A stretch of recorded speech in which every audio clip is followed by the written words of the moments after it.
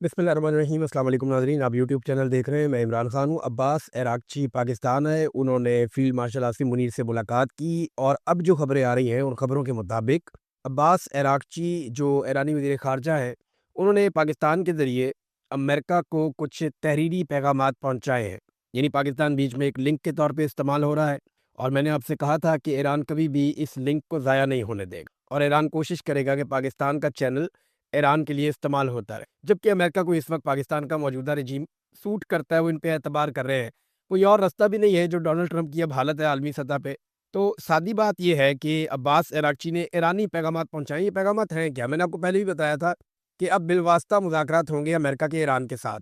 उसकी कुछ रीज़न है कि अमेरिकन जब ईरानियों के साथ बैठे तो उन्हें आइडिया हो गया कि ये मैदान जंग में जितने टफ़ हैं, उससे बहुत ज़्यादा टफ़ ये टेबल के ऊपर है। और टेबल में इनके साथ बैठने से उनका कद बड़ा होता है ईरानियों का और अमेरिकन्स के लिए मुश्किलात पैदा होती। तो इसलिए अब देखिए ना, पाकिस्तान सालसी करवा रहा है, अमेरिकन बैठे हुए हैं, ईरानी बैठे हुए हैं, फिर ईरानी पूरी तैयारी करके आते हैं, तो वो चीज़ें फिर एक्सपोज़ होती हैं। बहरहाल ईरान ने अपनी जो रेड लाइन्स हैं या जिन्हें सुर्ख़ लकीर कहते हैं कि इन चीज़ों से मुताल्लिक हम कोई कंप्रोमाइज़ नहीं कर सकते। वो जो उनकी हुदूद है कि यहाँ तक ईरान फ्लेक्सिबल हो सकता है, इससे ज़्यादा नहीं हो सकता। मैंने आपको बताया था कि ईरान कभी भी अपनी यूरेनियम इस बात के ऊपर शायद आमादा ना हो कि वो अपनी यूरेनियम अमेरिका को दे दें कि आप ले जाएँ उधर न्यूयॉर्क में, वाशिंगटन डीसी में, वहाँ ले जाके आप रखें और दुनिया को दिखाएँ कि ये यूरेनियम वॉर ट्रॉफ़ी के तौर पे हम ईरान से उठा कर ले आए। तो ईरान की हत्तुल इम्कान कोशिश होगी कि ऐसा कुछ ना हो। ईरान के अंदर उस यूरेनियम के साथ क्या किया जा सकता है, उसके मल्टीपल सॉल्यूशन हो सकते हैं, वो डिस्कस भी हो रहे हैं। बहुत सारी खबरें आपके सामने आ भी चुकी हैं। लेकिन ये है कि यूरेनियम के हवाले से जो एक रेड लाइन है, वो भी ईरान ने अमेरिका को बता दी है पाकिस्तान के ज़रिए। और आपने हुर्मुज़ के मुतालिक ईरान किस किस्म का सॉल्यूशन चाहता है, ये बात भी अमेरिका तक पहुँचाई गई है। देखिए, जिस वक़्त पाकिस्तान में अभी इराक़ची आए थे चंद दिन पहले, तो तब ज़्यादा बात आबने हुर्मुज़ पे हुई थी और फिर इराक़ची फ़ौरी तौर पे ओमान गए क्योंकि ओमान इसमें एक पार्टनर है। मैंने उस दिन आपको मैप दिखाया था कि आबने हुर्मुज़ के दोनों तरफ ईरान और ओमान है, कोई तीसरा मुल्क नहीं है। तो ये दोनों मुल्क आबने हुर्मुज़ को अपनी मलकियत समझते हैं और जो भी फ़ैसला ईरान ने करना है, वो ओमान के साथ मिलकर करना है। और ओमान की राय भी जो है, वो बाकी दुनिया से मुख्तलिफ है, आबने हुर्मुज़ को या ये जो ईरान के ऊपर अटैक हुआ इसराइल का, अमेरिका का, इन चीज़ों को लेकर। अब वो ओमान जाते हैं, वहाँ पे जाके ओमान के बादशाह उनसे मुलाकात करते हैं। उन्होंने बड़ी ज़बरदस्त पोज़ीशन ले रखी है इस वक़्त रीजन में और फिर वो वापस आते हैं पाकिस्तान और मुशावरत की जाती है, पहले ईरान में, फिर पाकिस्तान में मुशावरत होती है और फिर एक तहरीरी तौर पे ईरान अपनी रेड लाइन्स पर मुश्तमिल एक तहरीर पाकिस्तान के ज़रिए अमेरिका को पहुँचाता है। तो मामलात यहाँ पे आके रुके हुए हैं। अब देखना ये है कि अमेरिका उसके ऊपर रद्द-ए-अमल क्या देता है। ईरानी वज़ीर ख़ारजा रूस रवाना हो गए हैं, जहाँ पे वो पुतिन से मुलाकात करेंगे और इसके अलावा वो मुलाकात करेंगे वहाँ पे दीगर जो रहनुमा हैं रशिया के, उनके वज़ीर ख़ारजा भी होंगे, पुतिन भी होंगे, इनसे मुलाकातें करेंगे क्योंकि ईरान का सबसे बड़ा जो इत्तेहादी बनकर सामने आया इस लड़ाई में, जिसने पीछे भी और सामने आकर भी मुख्तलिफ जगहों पे सपोर्ट किया ईरान को, वो रशिया है। जब आबने हुर्मुज़ को ताकत के बलबूते पर खुलवाने का फ़ैसला किया गया और एक करारदाद पेश की गई, तो रशिया और चाइना, ये 2 ममालिक थे जिन्होंने फ़ौरी तौर पे इस करारदाद को वीटो कर दिया। अभी डोनाल्ड ट्रंप ने एक दौरा करना है। 14 मई की तारीख आ रही है कि शायद 14 मई तक डोनाल्ड ट्रंप चाइना का एक दौरा करेगा और डोनाल्ड ट्रंप की मुलाकात होगी प्रेज़िडेंट शी से और वहाँ पे कुछ चीज़ें डिस्कस हो सकती हैं। तो बहुत मुमकिन है 14 से पहले कोई और जंगी हालात पैदा हो जाएँ और माज़ी की तरह, जैसे पहले भी डोनाल्ड ट्रंप का एक दौरा मनसूख हो चुका है चाइना के लिए, दोबारा भी मनसूख हो सकता है। क्योंकि इस वक़्त अमेरिका पूरे ख़लीज में एक नया फ़िज़ाई दिफ़ाई निज़ाम नस्ब कर रहा है। देखिए, माज़ी में अमेरिका से बहुत गलतियाँ हुई हैं। अमेरिका ने इस लड़ाई में बहुत एनालिसिस किया और बहुत सारी चीज़ें अमेरिका ने सीखी हैं। बहुत एक्सपोज़ हुआ अमेरिका भी और इसराइल भी। और ईरान के शाहिद ड्रोन का उनके पास कोई हल नहीं था, बैलिस्टिक मिसाइल्स का वो सही तरह जवाब नहीं दे पा रहे थे। फिर ईरान की तबाही तो बहुत की अमेरिका ने और इसराइल ने मिलके, उनके बहुत कीमती लोग भी मार दिए। लेकिन सेम टाइम में ईरान ने फ़िज़ाई दिफ़ाई निज़ाम को दरम-बरम कर दिया अमेरिका के और काफ़ी नुकसान हुआ इसकी वजह से अमेरिका को। अब अमेरिका जो है वो एक नया सिरे से, एक नए तरीके से रीडिज़ाइन कर रहा है, पूरे खित्ते में दिफ़ाई निज़ाम नस्ब कर रहा है, फ़िज़ाई दिफ़ाई निज़ाम। और ना सिर्फ वो दिफ़ाई निज़ाम लगा रहा है, बल्कि वो अपने बहरी बेड़े लेकर आया है, जहाँ पे भी इंटरसेप्टर्स मौजूद हैं। और अब वो ये बंदोबस्त कर रहे हैं कि अपने लोगों को, अपने अड्डों को और अपने असासों को महफूज़ कैसे रखना है ईरान से। गुज़िश्ता लड़ाई में अमेरिका को सरप्राइज़ेज़ मिले थे काफ़ी सारे ईरान की जानिब से। क्या इस मर्तबा अगर दोबारा लड़ाई होती है, तो ईरान कुछ नया करके दिखा सकता है? ये एक बड़ा सवाल है, जबकि अमेरिका ने अपनी बहुत सारी कमियाँ दूर करने की कोशिश की है। लेकिन एक कमी वो दूर नहीं कर पाएंगे, जितने हथियार अमेरिका ने चंद हफ्तों में इस्तेमाल कर दिए इस लड़ाई में, इतने हथियार बनने में सालों लग जाते हैं। तो जो हथियारों की एक किल्लत है, उसको पूरा करना भी एक बहुत बड़ा चैलेंज है, खास तौर पे इंटरसेप्टर्स, जो थार्ड का एक सिस्टम है, वो पूरा का पूरा दोबारा इनको रीबिल्ड करना पड़ेगा। उसमें बहुत सारे वेपन्स जो हैं वो दोबारा इनको ऑर्डर देने पड़ेंगे, और ऑर्डर दिए भी हैं कई कंपनीज़ को अमेरिका ने, और वो दोबारा से हथियारों की प्रोडक्शन को तेज़ करने के लिए बार-बार रिक्वेस्ट कर रहे हैं, बार-बार हदायत वो दे रहे हैं। अब अ, साथ में जो उनके एक टॉमाहॉक मिसाइल सिस्टम है अमेरिका के, वो भी काफ़ी उनकी मिकदार में कमी आई है। लगभग 45 से 50% अमेरिका ने इस्तेमाल किए अपने ज़ख़ीरे में से, और दुनिया के मुख्तलिफ ममालिक से वो उठाकर अपना दिफ़ाई साज़ो-सामान वो पहुँचा रहा है ख़लीज में। तो यहाँ तैयारियाँ भी हो रही हैं। इसराइल ने एक बड़ी खबर ये आई है, और ये एक इंकशाफ की तरह एक खबर आई मार्केट में और हर तरफ फैल गई, कि इसराइल के और यूएई के ताल्लुकात कितने करीब हो चुके हैं। कि इसराइल ने बड़ी खामोशी के साथ आयरन डोम का जो अपना सिस्टम है, वो यूएई में नस्ब किया है, और बल्कि उनकी टीमें भी वहाँ भिजवाई गई, और आयरन डोम का सिस्टम यूएई के लिए बड़ा इफ़ेक्टिवली काम कर रहा है। देखिए, मैं आपको एक चीज़ बताऊँ, हमें ना जितना मर्ज़ी कोई ईरान के बारे में दावे करें कि बहुत बड़ी तबाही फेर दी है ईरान ने, वो बात सच है कि ईरान ने इसराइल का ये दावा ख़त्म कर दिया कि परिंदा भी पर नहीं मार सकता। तो उन्होंने मिसाइल फेंक के इसराइली सरज़मीन पे बिल्डिंग्स तबाह की हैं, नुकसान पहुँचाया है, इसराइली मारे गए हैं, उनका फ़ौजी नुकसान भी हुआ है। लेकिन ये बात एक सच है कि ईरान की जानिब से आने वाले ज़्यादातर मिसाइलों को इसराइल ने रोक लिया। उनका जो आयरन डोम का सिस्टम है, वो एक्सपोज़ ज़रूर हुआ है, लेकिन उसने बहुत सारे हमलों को, और बल्कि मैं ये कहूँगा कि ज़्यादातर हमलों को आयरन डोम के सिस्टम ने नाकाम बनाया। जितना हेवी अटैक यूएई के ऊपर आया है, और बार-बार आया है, यूएई की गवर्नमेंट बार-बार ये कहती है, अगर वहाँ पे इंटरसेप्टर्स ना होते और फ़िज़ाई दिफ़ाई निज़ाम ना होता, तो यूएई के अंदर भी काफ़ी बड़ी तबाही हो सकती थी, बहुत ज़्यादा बड़े पैमाने पे तबाही हो सकती थी। तो ये वन साइडेड रिपोर्टिंग भी मुनासिब नहीं है कि ये कहा जाए कि इसराइली फ़िज़ाई दिफ़ाई निज़ाम या अमरीकी फ़िज़ाई दिफ़ाई निज़ाम मुकम्मल तौर पे नाकाम हो गया। नहीं, ऐसा नहीं है।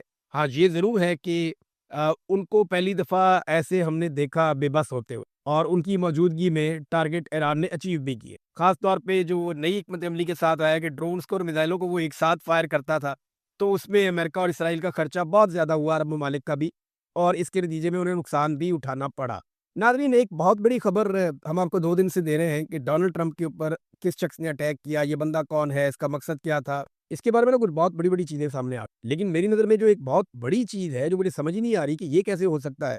ये मैरियो नोफेल हैं, बड़े सीनियर जर्नलिस्ट हैं, और शानदार जर्नलिस्ट हैं।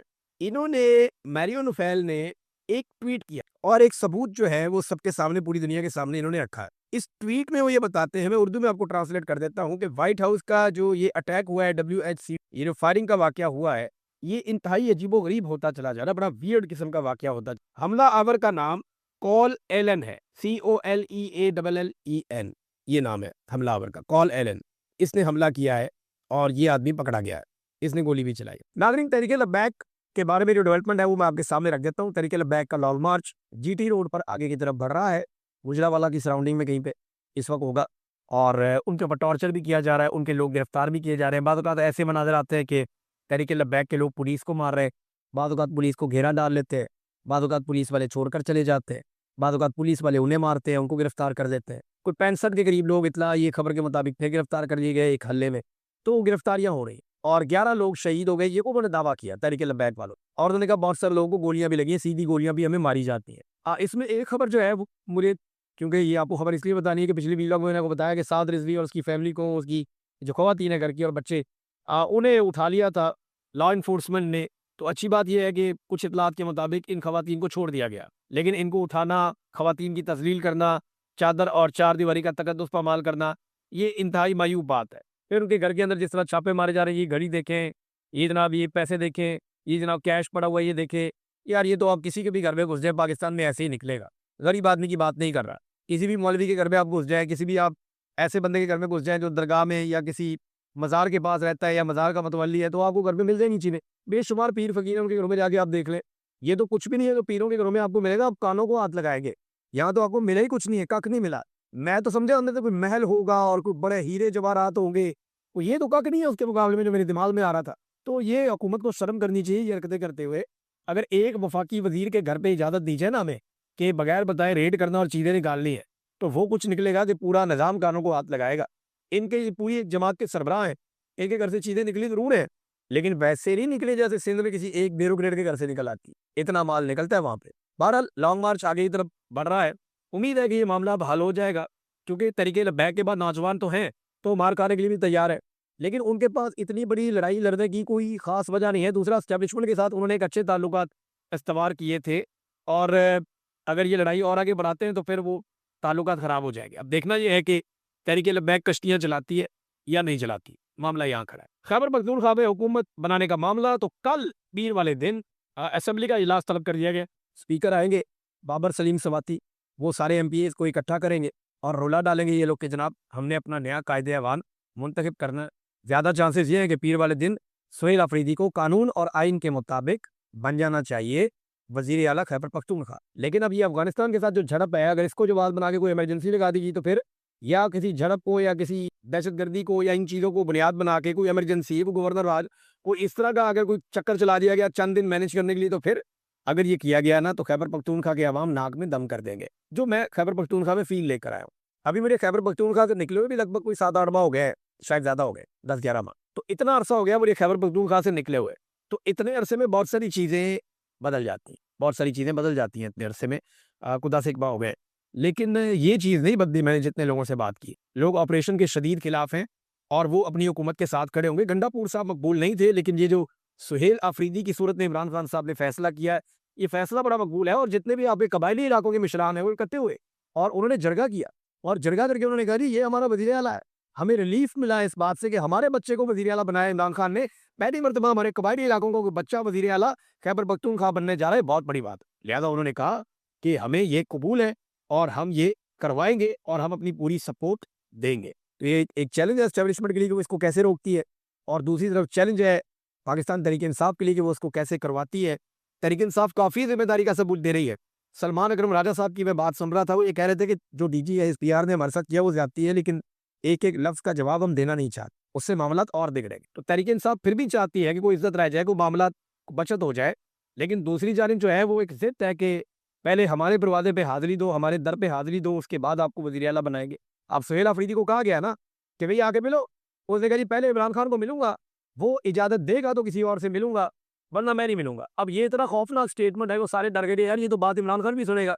एक इमरान खान हमें जेल में बंद किया हुआ है, एक उसकी फोटोकॉपी बाहर, अगर इस तरह का बंदा होगा जो इमरान खान के विजन पे चलेगा तो अभी तो मुसीबत बढ़ जाएगी। और अगर ये वज़ीर आला बन गया तो इसको उठा के जेल में डालना भी मुश्किल हो जाएगा। इसके साथ कुछ और करते हैं तो फिर हालात बिगड़ जाएंगे। लिहाजा ये एक प्रॉब्लम तो है। गवर्नर जो है खैबर पख्तूनख्वा का, वहाँ से इस्तीफ़ा मौसूल होने की तस्दीक हो गई है, इस्तीफ़ा मौसूल हो गया, तो ये तो चले अच्छी बात है। लेकिन उन्होंने कहा जी पीर को फैसला करूंगा, यानी कल के दिन में वो फैसला करेंगे। अब देखें वो क्या फैसला करते हैं। इस्तीफ़ा मिल गया तो फिर इस्तीफ़ा मंजूर ही होगा, और क्या होगा। और पीर वाले दिन यानी कल के दिन में नया वज़ीर आला मुंतखब हो सकता है, अगर कोई एडवेंचर ना किया गया तो। अब हुआ ये कि उसके बाद अफगानिस्तान ने पाकिस्तान के बॉर्डर के ऊपर मुख्तलिफ इलाकों से अटैक किया। इसके मनाजिर भी हमने देखे, रात गए, और उसके बाद पाकिस्तानी फोर्सेस की जानिब से भरपूर जवाबी कार्रवाई की गई, जिससे अफगानिस्तान में भी काफ़ी नुकसान हुआ और वहाँ पे चेक पोस्टें तबाह हुई। अब अफगानिस्तान का जो मीडिया है या वहाँ के जो हुकूमत है वो दावा कर रहे हैं कि उन्होंने पाकिस्तान का नुकसान किया, जबकि पाकिस्तान की तरफ से बाकायदा तस्वीर, वीडियोज़ और थर्मल इमेजेस दिखाकर बताया जा रहा है कि अफगानिस्तान का काफ़ी नुकसान हुआ। बिलाखिर सुबह होने से पहले अफगानिस्तान की हुकूमत ने जंगबंदी का ऐलान किया, जो एक बड़ा समझदारी का काम है। अफगान गवर्नमेंट ने कहा जी जंगबंदी का हम ऐलान करते हैं और हम उम्मीद करते हैं कि दोबारा अब लड़ाई नहीं होगी और पाकिस्तान की तरफ से कोई हमारे ऊपर जवाबी कार्रवाई नहीं की जाएगी। ये अब अफगानिस्तान ने उसके बाद जंगबंदी की है, लेकिन पाकिस्तान इस बीच में बड़ा तगड़ा जवाब दे चुका था। अब इस सारी सूरत हाल में ना चंद किरदार हैं जिन्हें हम फरामोश नहीं कर सकते। एक तो भारत का किरदार है। भारत जो है वो जख्म चाट रहा है, पाकिस्तान ने उनके तैयारे गिराए हुए हैं और वो अब बदला लेने के लिए पर तोलता रहता है। और ये देखिए हमला भी उस वक्त हुआ जब अफगान वजीर खारजा अबी मुत्तकी वो भारत के दौरे पर। ये बड़ा एक अजीबोगरीब टाइम है कि अफगान वजीर खारजा भारत के दौरे पे है, तब एक एयर स्ट्राइक होती है अफगानिस्तान में, उसके बाद भारत के अंदर उनका दौरा है और उस बीच में फिर बॉर्डर के ऊपर टेंशन हो जाती है। और अफगान फोर्सेज और पाकिस्तानी फोर्सेज के बीच में पहली मरतबा इस लेवल की टेंशन हुई है और इतनी फायरिंग का तबादला हुआ है, शेलिंग का तबादला हुआ है। पाकिस्तान की जानिब से आर्टिलरी का भी इस्तेमाल किया गया। तो भारत के अंदर बहुत सारे लोग बगले बजा रहे हैं, खुश हो रहे हैं, एंजॉय कर रहे हैं कि जी पाकिस्तान की अफगानिस्तान के साथ लड़ाई लग गई। देखे एक बात भारत को भी समझनी चाहिए, अफगानिस्तान को भी, अफगानिस्तान के पास कोई रवायती फौज नहीं है, उनके पास वो मिलिट्री वेपन्स भी नहीं है जो एक फौज के पास होते हैं, वैसी आर्टिलरी भी नहीं है, टैंक्स भी नहीं है।